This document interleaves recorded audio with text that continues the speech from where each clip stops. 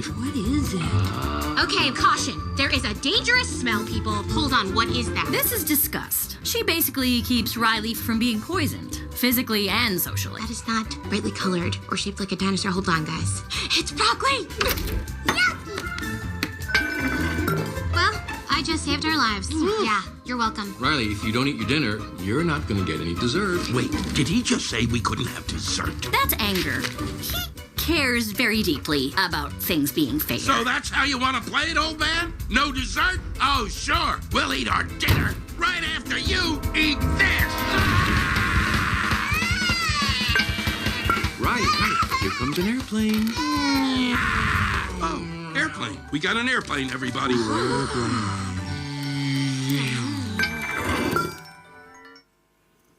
Well, hey, good morning, Free Church. If we haven't met, my name is Peter, and it's really a privilege and a blessing to be with you this morning. I really love this clip. One, I think I kind of find it pretty funny, but the other is that it's a bit jarring and quite close to home. Not just that it reminds me of my twins, who can kind of be like that at mealtimes, but more so it reminds me of that one and only time in my life that I got angry. No, that didn't only happen once. My life, I'm not that person who carries like a deep-seated anger that sort of vests below the surface and that's always there. I'm not always on like some mission or campaign to find the next thing to become angered by. But from time to time, maybe every week, maybe most days, maybe between lunch and afternoon and evening, I can find that I get quite frustrated by things quite easily. I can be quite impatient, and I've noticed that my responses in these moments are not always helpful, and they can be harmful to myself and perhaps towards others. I mean, customer service is like a big, big gripe of mine. I recently had something with a business associate that we were buying certain things from. We spent a large amount of money on a particular service, and one, they didn't even deliver the service, and I'm calling them. I'm like, hey, you haven't delivered the service. And they're like, yeah, on that, if you'd like us to do that, can you please see this is a change request, you'll have to pay us more. But I'm like, but you didn't even do it in the first place. Now I have to pay you more. And then to make matters worse, she's like, oh, could you maybe please do A, B, and C for me? So I'm like, let me get this right. I'm paying you, and I'm doing the work here. I was so angry and frustrated. And I think part of the issue I had was I felt so justified in my anger. I'm like, I'm the client here. I'm paying you, and I'm doing the work. Yes, welcome to your life, Adrian. It's like the call centers. Who here loves call centers, honestly? I had an experience recently when you call the call center, oh, please enter your ID number. This will fast track the process. Eventually get to a human on the other side. Good morning, sir. Can you please give me your ID number? Like, okay, let's do this. They then speak to you for a good 3 minutes doing a security questionnaire. Amazing. Oh, you know what, sir? I'm actually not the right person to talk to. Let me put you through to my colleague. Get to the colleague. Good morning, sir. Can I please have your ID number? I'm like, oh, my goodness. And then we do the same thing again on repeat for 7 iterations, only for the call to drop. And then you are just sitting there fuming. I've lost 25 minutes of my day because of poor customer service. So they get these things that can trigger responses in our lives. They can be surface level things like some of those I've discussed, or like your kids, no matter how many times you ask to please not mess yogurt on the couch, seems to happen, or like your frustration with Faf de Klerk yesterday in the rugby. These things are more surface level, they're temporary, or we get some of those things that are more of those deeper issues of the heart, those things that we really feel passionate or strongly about, and deservedly so. Things like child abuse, racism, gender-based violence. There's stuff in our world that naturally invokes a response from us because we feel so passionate about it because it is wrong. And so we have this spectrum of things that happen in the world around us. I don't know what it looks like for you. I don't know what makes you angry or invokes strong responses, strong emotional responses in your life. But in prepping for this preach, I've been so challenged that perhaps at times I've not mastered my apprentice to Jesus. Instead, I've probably mastered the art of a cutting comment or a sarcastic chirp or knowing exactly what to say in the moment to cause some pain if I've felt triggered or if I've felt that someone has attacked my personality. Sometimes this is where we see that narrative of, oh, you get these mean Christians. And the truth of that is just that all of us as people feel emotions of anger, they're feelings, but we've not yet learned how to walk out of those processes or those feelings, in a healthy way so that we don't end up in behaviors that are perhaps harmful or unhelpful. I know that that's the journey that I'm on in my life, and some days are good, some days are not as easy. But it's a process of learning what it could look like to walk out of our anger. If you're new to the story or coming back after some time away, we've been in a series called This Is Living. And what we've looked at is Jesus' Sermon on the Mount, and he's been talking about his tangible vision of a new reality for us to live in. His kingdom coming upon earth, righteousness, peace, joy, the very best of life as he intended. And last week, Temba preached out of Matthew 5, verse 20. He taught us about Jesus fulfilling the law of the Old Testament law and prophets, the 10 commandments that we've spoken about before. And Jesus challenging his audience is to say, no, look, it's not just simply obeying the letter of the law. If you're looking for that best life, that new vision of reality that I've been talking about, it requires a transformation of going deeper than the surface level righteousness, which is, I'm striving for the right types of behavior, to a position where our heart desire and the driving factor of our heart is to live a life marked by love. And so this is the challenge we heard about last week. And Jesus is saying that unless we can transform from a box-ticking exercise of obeying certain behaviors to a life that is motivated by love, we're going to struggle to live in the reality of that kingdom and that new reality that he has planned for us. Just after that, we head into the rest of chapter 5, which we're going to start off with today, where Jesus, off the back of that teaching, gives us 6 use cases or examples of what he means by fulfilling the letter of the law, and I'm righteous, I didn't murder anyone, versus the real intent and the heart behind some of those helpful suggestions that he has for how society is called to live. You'll notice that in each of those 6 examples that we talk about in the coming weeks, every time Jesus will start off with a "you have heard" statement. So you've heard the laws of the past, you've heard the prophets of the past, but I say to you. And the challenge he's sort of unpacking there is like, you think it works like this? I want to show you that there's a better way that I want to talk about. And so the first of those we're going to unpack today, and it's all about anger. I must say, in prepping for this preach, I saw that I was down for today. I saw anger. I'm like, no, surely God, you're not asking me to preach on anger. This is something that sometimes gets the better of me. And God clearly has a sense of humor. So look, as we unpack this, I would like to preface it with some great wisdom from a guy called Dallas Willard, who's a theologian, a pastor, who's done a lot of digging into a lot of these texts. And his suggestion is that when we talk about anger, in these 6 examples that Jesus gives, and we'll talk more on those in the coming weeks, things like forgiveness, things like adultery, and others, he believes that Jesus, and I do too, was exceptionally intelligent. And he structured this talk purposefully, and that each of the things we're going to talk about in the subsequent weeks build upon each other. And he suggests that if we cannot get to the root of anger in our lives and the way we treat other people, it's going to be very difficult for us to start dealing with things like forgiveness, turning the other cheek, and the likes. So, if you have your Bible with you, won't you please turn with me to Matthew chapter 5, and we're going to start off in verses 21 and 22.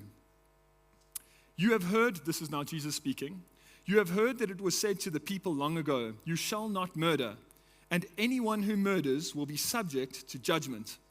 But I tell you that anyone who is angry, say angry, with a brother or sister will be subject to judgment. Again, anyone who says to a brother or sister, raka, the translation here is you empty-headed person, or you good for nothing, or you value, idiot will come, that's exactly, but this is like literally saying you have no value, you are empty. That's the literal translation here, is answerable to the court. And anyone who says you fool or you idiot will be in the danger of the fire of hell. So that's us for today. I think we can all go home, think about our behavior and the consequences and this fire of hell that we are taught about. Firstly, let's look at what Jesus is really saying here. This is a text on anger. I mentioned briefly, anger is a feeling or an emotion.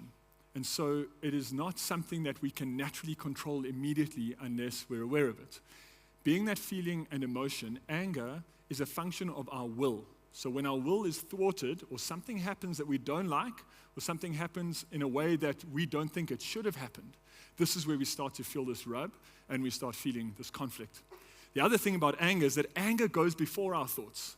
Feelings, unless we've processed them healthily and have thought about them before the time, run ahead of our actions.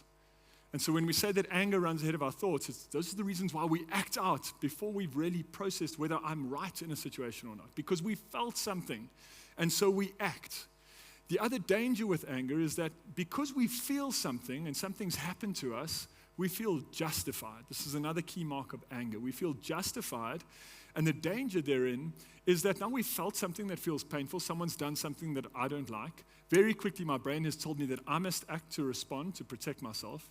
And at the same time, my brain is telling me that you felt hurt or you felt compromised. So, of course, this is the right thing to do. And this is where the danger piece of anger comes in, is when we feel justified, we haven't thought about whether we're right or wrong in what we're doing. This translates into very unhealthy and harmful behaviors. Those things could look like some of the things that I struggle with in my life. I can be very quick when I'm angry to speak. So it can look like verbal abuse. It can look like attacking an individual, their actual character, speaking poorly about others, gossip, devaluing people's very existence. Those are all verbal ways of acting out in an unhealthy manner. It could be that perhaps you struggle with maybe the physical behavior when it comes to anger. Maybe you've left the verbal stuff in the past and now you're at a place where the only way you feel that you can process that anger is to break something, physically destroy a door, take out your frustration somewhere, or even worse, on someone. Another way we sometimes deal with anger is to not even tell anyone about it. It festers so deeply in us. Silent calm on the surface, but you've written these people off long ago. You care nothing for them, you can ignore them, and if they were to die tomorrow, it wouldn't matter in the slightest. I think I've been on the receiving end of that, and it's not necessarily fun. So those are just worldly elements of anger. But if we look as to what Jesus is saying here, I think it's very important that we don't misread him. He doesn't say don't ever be angry. He says that he or she who is angry is subject to judgment. I think the point he's making here is that if you're not very, very careful when those emotions or feelings come up, you can very quickly find yourself going to a place of behaving in unhealthy and harmful ways where you do damage to yourself and others. And so anger is like this fire that if we don't control it or manage it or find healthy ways of processing it, it starts to do some serious damage around us. And yes, there are things in life that will make us angry and should make us angry. Things like the gender-based violence. Things like ostracizing certain people because of the color of their skin. Those are valid things to be angry about. It's not okay. But I think what Jesus is showing is that even if something is not okay and we should get angry about it, we need to find healthy ways of managing it. Jesus and God both got angry. Jesus once left the temple to go and make a whip, to come back and show his anger. Do you know how angry you have to be to go away for that many hours, make a whip, and then come back? But the thing about Jesus and God is, one, they have supreme authority, but two, they can trust themselves to not behave in ways that are harmful or hurtful towards others because they are mature enough to manage their anger, manage their feelings, and their emotions. And so we can see then that this feeling or emotion of anger is not in itself wrong. No. And it is not a sin because Jesus and God got angry. But what does become wrong and what does become sinful is if we don't manage those feelings and then start finding ourselves acting out in behavior that is hurtful or harmful towards others. Paul in Ephesians 4:16 says that in your anger, do not sin. And so we can see that it is possible to be angry and not find ourselves in a position of sin. It is said that very little can be done through anger that cannot be done without anger. And I think at its root, we aren't very good at relational conflict. We aren't very good at coming into those conversations saying, hey, you've really upset me right now. You stole my parking. It's okay, I got another parking, but I feel fine about it now. But I just wanted you to know that what you did was not nice. And that's for you to deal with because it's not very helpful and loving towards other people. I mean, there's ways for us to learn how to step out of those things. I think Jesus is saying that we can still confront those situations. You're not angry anymore, you're calm because you're in a more peaceful state. And I think a lot more can be done without anger than can be done with anger. I think as Christ followers, we've got a lot of work to do to figure out how to walk healthily out of those moments of anger so we can do away with those comments that we get from the peanut gallery about those mean Christians again. I think we all find ourselves in that boat. I've been there, still am. where I've not fully learned how to grapple with those feelings and those emotions. Yes, God is taking me on a journey, and I'm grateful for His grace. But every day, we're looking to see how we can become more like Him and surrender those unhelpful and harmful behaviors in our lives. A quick side note on the fire of hell. I know this brings back different connotations in a church context, but what if I told you that this is the picture of hell Jesus was talking about? Isn't that the prettiest picture of hell you have ever seen? The direct translation of the fire of hell, while Jesus is talking, he actually didn't say the fire of hell. He said the Greek word Gehenna. And the origins of the Greek word Gehenna was a Hebrew word called Ben Hinnom. And Ben Hinnom, or the Valley of Slaughter, was an actual place in Israel. So his audience wouldn't have seen this thing as like this blazing furnace of flames and watch out, we're going to get thrown in there. No, his audience was immediately reminded of a story of what happened in the Valley of Ben Hinnom. And what had happened here is in the kings of old, and you can go read up on this in your Bibles when you have time, go look in Chronicles. Kings of old, one or two of them, had thought that it would be a good idea to sacrifice children, literally by fire, in worship of Baal and other gods that were not the one true God, hedging their bets, if you will, through divination and witchcraft. And through his prophet Jeremiah 7, God says, what you are doing in making those child sacrifices, that's not my heart. That's not who I am. Don't you dare attribute that behavior to me, the God of Israel. I have never once even thought of that in my mind, or the words of God in this instance. He then goes on to say that, however, if you do not stop this behavior of sacrificing children and destroying and bringing absolute destruction upon the innocent, the same anger, fire, destruction that you are bringing upon the innocent will happen to you. And there will not be enough space in this valley to bury all the bodies.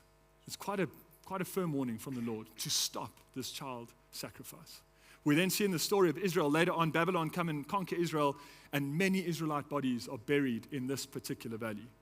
And so the lesson here to his audience, as they're listening to Jesus talk about the valley of Gehenna or Ben Hinnom, was one of an inversion principle, if you will. We've so often discussed, do unto others as you would have others do unto you. Love God, love people, love your neighbor as you love yourself. Brilliant, the golden rule that we often call it in Scripture.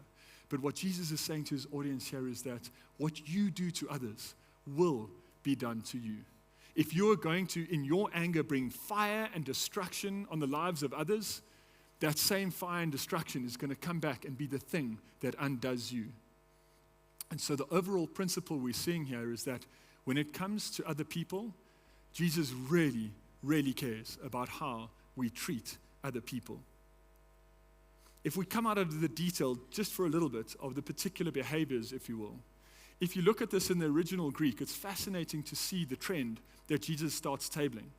What I love about this is that Jesus was a highly intelligent person. He was not confused, and he would definitely have thought out this exact teaching and exactly what he wanted to say.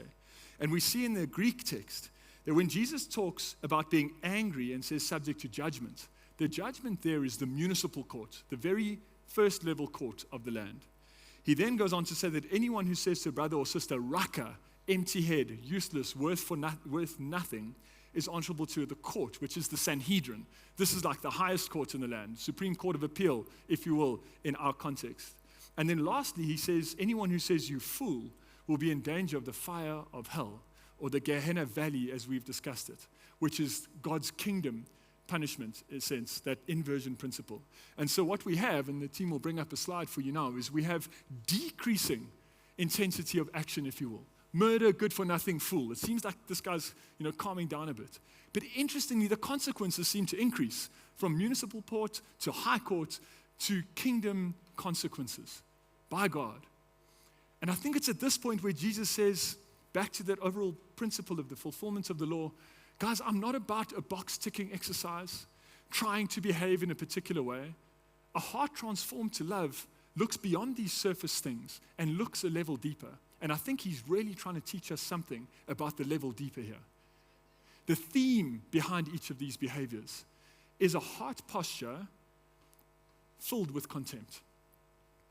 What is contempt? Contempt is a heart posture that sits back and says, I am better than you. I am better than you. I have more money than you. I have a different skin color to you, and so my life is worth more. Or, hey, you are foolish compared to me. I'm educated and highly intelligent. Who are you to question me? And so we've removed ourselves to this position, if you will, of evaluator, of the value or the worth of someone else's life. In each of these scenarios, whether it be murder, getting angry and calling someone useless or empty or worth nothing, or perhaps calling themselves the fool, we have taken a seat in the position of evaluator and determining the worth of someone else's life. I believe this is the common theme that Jesus is after here. He's after the principle behind these behaviors more so than the particulars about what these people are necessarily doing. The danger with contempt is that if we look at people as worth less than ourselves, and if we look downwards upon people, this fuels the behavior that comes as a consequence of our anger. Because we don't care much for the consequence. You know, it's a lot easier for me to shout at my kid than it is to shout at my boss. Why? Because my kid's here in my house, and they'll love me, and they'll forgive me, and I'll probably get a second chance. I tell my boss, shout at him, it's not going to maybe end well. You know, you get the dynamic. If I'm going to sit in a seat of evaluator and I feel that I get to determine your worth, it's a lot easier for me to behave however I like, because I don't care for the consequences. And so the root that Jesus is getting at is how you treat people is very, very important to me. Do you sit in the seat of evaluator, looking at people as objects that can be cast to the left or the right or spoken to as you will? Or do you see them as made by me, God, in the image of God, with infinite value, infinite beauty, and infinite worth? And I think this is the rub of the argument and rub of the conversation that he's trying to get across to each of us. When we murder someone, we have sat back in the ultimate seat of evaluator. And we have publicly said that your life is not worth continuation. Your life can end, and the world will carry on, and no one will care, because that's of how little value your life is. I think the point Jesus is making here is that we don't only have to murder people to do that. When we speak about people behind their backs, when we gossip, when we are verbally abusive, physically abusive, we're making equally, if not more severe statements about the worth of those people. And he's saying, guys, surely there is a better way. This is not what I had in mind when I created this world. My vision of that new reality marked by righteousness, peace, and joy looks very different to this. It's one where we attach dignity, worth, and value to people's lives.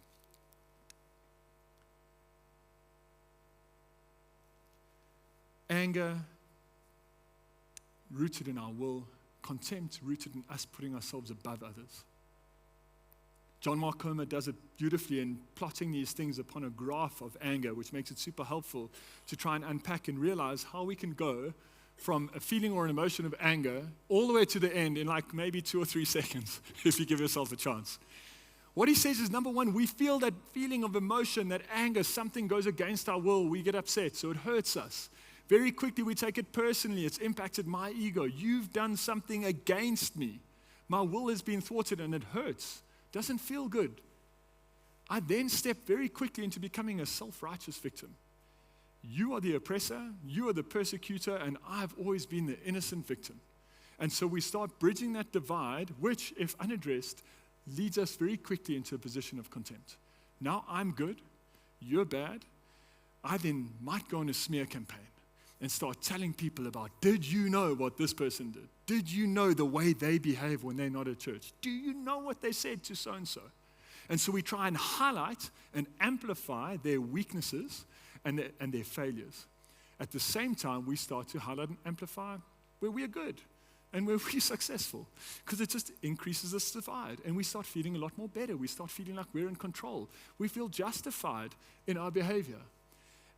And this then very quickly leaks into step 5, where we start that verbal abuse. I've touched on a few examples: gossip, slander, speaking ugly about people, devaluing them, degrading them.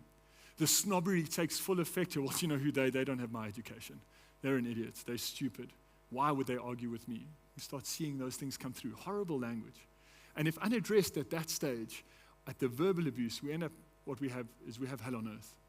And I think this is where Jesus' heart absolutely breaks. If you look at the conversations we find ourselves in, the way we treat co-workers, the way we speak to our families, it's ugly. Are our names safe on each other's lips, even in a church context? I put my hand up, I've been guilty of this. Do I see people as made in the image of God, worthy of absolute love, absolute respect? Or when my will is compromised, or if I'm frustrated or angry, do I perhaps speak before I think about whether this is helpful or not? Step 6 is where most of us are able to draw the line, where most of us are able to stop. But if left unchecked at step 6, we then move into step 7, which is marked by things like physical abuse, violence, very destructive behavior, betrayal, etc., etc., and the list goes on. In case you're wondering, the objective is not to get to level 7 as quickly as you can. I think this is just a helpful lens for us to look through and realize again that what Jesus is saying is that you can be angry. It doesn't say don't be angry. It says if you are angry with a brother or sister, you will be subject to judgment. He's saying if you can't control what happens between step 1, where you initially feel something, and end up at step 6 or 7 in completely destructive behavior, which is very unhelpful for this world, you're going to find yourself in a pretty difficult position. It's like fire, he says. The longer you sit with it, the longer you want to play with it. If you can't manage it and control it, ultimately, it's going to burn you, it's going to hurt you, or it's going to hurt those around you. Let's pick it up in verse 23. Therefore, he says, if you are offering your gift at the altar and there remember that your brother or sister has something against you, leave your gift there in front of the altar. First go and be reconciled to them, then come and offer your gift. What Jesus says here is completely outrageous. You must appreciate that we're in a time with no diesel vehicles or petrol vehicles, where he's giving this message is on a mount, give or take 50 to 80 kilometers from the only temple in the land where you could go and make an offering. So what he's suggesting to his listeners is that if you've now walked an entire day with your goat, your doves, your donkey, whatever, your sheep that you were going to sacrifice to make right with God, you've now found yourself in the temple, you've waited in the queue, you're about to give your offering to make right with God, which is kind of what they did back in that time. He's saying, no, stop now. Go back to the town you came from. Walk another 3/4 / full day if you need to go and make right with your brother. This seemed absolutely absurd. I think we must remember further context here. You would never have interrupted the offering. It was such a religious ritual that we were taught from the high priest you would never interrupt unless your offering was not good enough, like maybe the animal had 3 legs and not 4. It's a joke. Or procedurally, the high priest was not happy with how the process had been run. Jesus is basically saying here, making right with someone else is far more important than the religious rituals that you people, the Pharisees at the time, were forcing upon the people. He's talking about a moral principle being far more important than a religious practice or ritual that the people had come to adopt. It's as if he stands here today saying, hey, you come to church on a Sunday, great. You raise your hand and worship and praise me. Looks good on the surface, but have you made right with your brother or sister that you've offended? It leads to the second part of this piece. It's like, don't come with your pretense, Jesus is saying. How you treat people matters more to me than your religious practices. My relationship with you, he says, is completely intertwined and completely interconnected to how you treat other people. So if you want things between us to be cool, Jesus is saying, if you want to have a close relationship with me, what do your relationships look like? 1 Peter 3:7, Peter says, be careful how you treat your wife, or your prayers will be hindered. Be careful how you speak to your wife, or your prayers will be hindered. And by extension, be careful how you speak to the people around you, because your prayers, your relationship, your conversations with Jesus will be affected. And I think this is like some of the meat that he's getting after. How you treat people matters.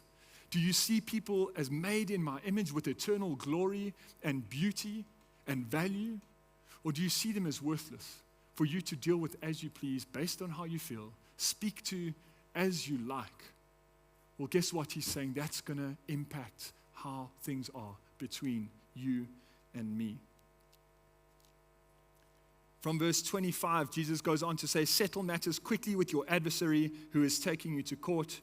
Do it while you are still on your way together, or he may hand you over to the judge, and the judge to the officer, and you may be thrown into prison. Truly, I tell you, you will not get out until you have paid the last penny. I think the obvious thing here is that Jesus is saying is don't delay. That example of fire, playing with fire, Jesus knows the nature of anger. He's saying the longer you let it fester in your body, the longer you think about it, the worse it's going to get. I know we all do this, and I put my hand up. No, if I just leave it, it's going to get better. Things will sort themselves out. It's okay. No, the longer it sits in us, it festers and it grows. And I think then when we get into a situation where we feel emotional or angry about something, it leads us to jumping from step 1 to 6 a lot quicker. And oftentimes I've found in my life, I might be angry about person A, something they did to me. But I might have my children in front of me, and they develop a trigger, and I might lose my temper with them. They don't have that context. They're not carrying the baggage. They're not responsible for my inability to work out what God is calling me to in being healthy and processing my stuff. And so we start spewing and throwing fire onto the wrong people. This is the stuff Jesus is wanting to talk about here. I think his heart aches when he looks at the human condition. His heart aches when he looks at how we're treating each other. And this is why he spoke about this new reality, this new kingdom, where we would treat each other with love and see each other with value. Yes, not murdering someone is one way to uphold the law, he was saying. It came out of the 10 Commandments, do not murder. But he was saying it is so much more than that. How you speak to people, how you treat people, how you talk about people is as urgent and as important as this thing called murder, because it shows the heart posture. Are we carrying a heart posture of selfishness? Our will must be done. A heart posture of getting offended when we don't get what we want? We're carrying contempt in our hearts? Or have we surrendered those things? And have we chosen to see everyone as made by God and made in the image of God, worthy of love, worthy of patience, worthy of grace? Putting this preach together was quite difficult for me, quite raw, that I felt God challenging me on so many fronts. My temper can be short. I can be impatient, mostly with those closest to me. Oftentimes my wife, very undeserving of my sharp tongue. The 3 beautiful children I prayed for years that he blessed me with. I can stand ashamed at times, thinking, but I'm a follower of Christ. I'm an ambassador in his kingdom. We're advancing kingdom together. But does my behavior show it? But God's good in his grace. He's working in my heart. He's taken me on a journey. And no, I don't get it right. But he's stirring something in me so that I can replace those feelings or unhealthy behaviors with a heart that is motivated by love, a heart that is turned towards love. I don't know how you deal with your anger. I don't know how you process it and what your unhealthy behavior might be. But I do know that there's people in this room who I've been privileged to journey with, who sit here still struggling because they were abused by their parents as a kid. I know ladies sitting in this venue who are abused by their spouses, physically. I have friends in this room who've been judged and abused because of the color of their skin. Surely this is not what Jesus had in mind when he created this beautiful world. I have friends sitting in this room amongst you right now whose very lives are the subject or the result of sexual violence. But this is where the beauty of the cross comes in, because the picture of the cross tells us that there is life on the other side of anger. There is life on the other side of any event that we may experience. There is hope, there is beauty, and there is restoration. And Jesus is saying that there is a better way, guys. I don't see him throwing lightning at us and shouting. No, I see him sitting in tears, saying, my children, this is not what I wanted for you. Look at each other with love. Be patient. Clothe each other with honor, dignity, value, and worth. Shift your heart's position to one of love and tenderness. I think this is what he really wants us to be focusing in on as a community. He comes to offer us a better way. Practically, there'll be an opportunity for all of us in the room to respond this morning. I mean, I've responded this week so many times in this prep. But if anger is a function of our will being compromised, the first thing we need to look at is surrendering our will. It's not saying get rid of your will completely. My will doesn't matter. No, but it's surrendering our will to become aligned to the will of God. Does it say we can't be angry? No, we can still get angry about things. But we process them healthily because we know that the outcome is safe and secure in the hands of an all-powerful, mighty King. And so, yes, I will still address things that are wrong, but I can go calmly and in love because I'm detached from the emotional outburst, because I don't need to be angry. God has got this. Second thing we can learn is to give up our right to contempt. When we sit in the seat of contempt or in the seat of evaluator, do you know what we're doing at its simplest form? And I found this so challenging. We're looking at God and we're saying, hey, God, I'm not criticizing these people. I'm criticizing you for what you've created in these people. We are criticizing God. We're criticizing the people that He made in His image. Oh, the arrogance in my heart. God, would you make me humble? Would you bring humility into my life so that I would never again think that I have the right to criticize you or your creation? Who do I think I am? So the second thing we can do if we want to deal with our anger is to surrender our right to contempt. The third thing, practical advice from Jesus in the scripture. Simple things, but very hard to do. One, go and make right with your neighbor. Go and make right with your friend. You could be sitting here this morning, there could be many reasons why you may feel a little bit distant from God. But I want to ask you, are you at peace with everyone in your life? I'm pretty sure a name popped into your head. And if it did, Jesus' encouragement is, if you're not at peace, go and make right. The second practical thing He says is to go and do it quickly.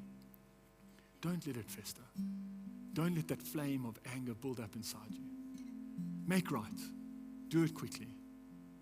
And the last thing that we can do, when we struggle with things in life like anger, lust, whatever it may be, I can't stop being angry by trying to stop being an angry person.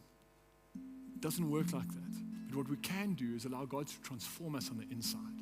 As He does a work in our hearts, as He shows us what that tangible vision of new reality, kingdom inside of our hearts looks like, by default, the things and the behaviors of our life start to change.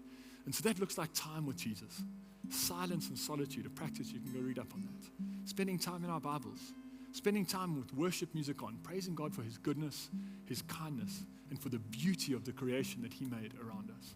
And as we do more and more of those things, not saying busy yourself with the list, saying as our heart posture is centered in those places of time with Jesus, He then starts working in us. And by default, the behaviors around us start to change.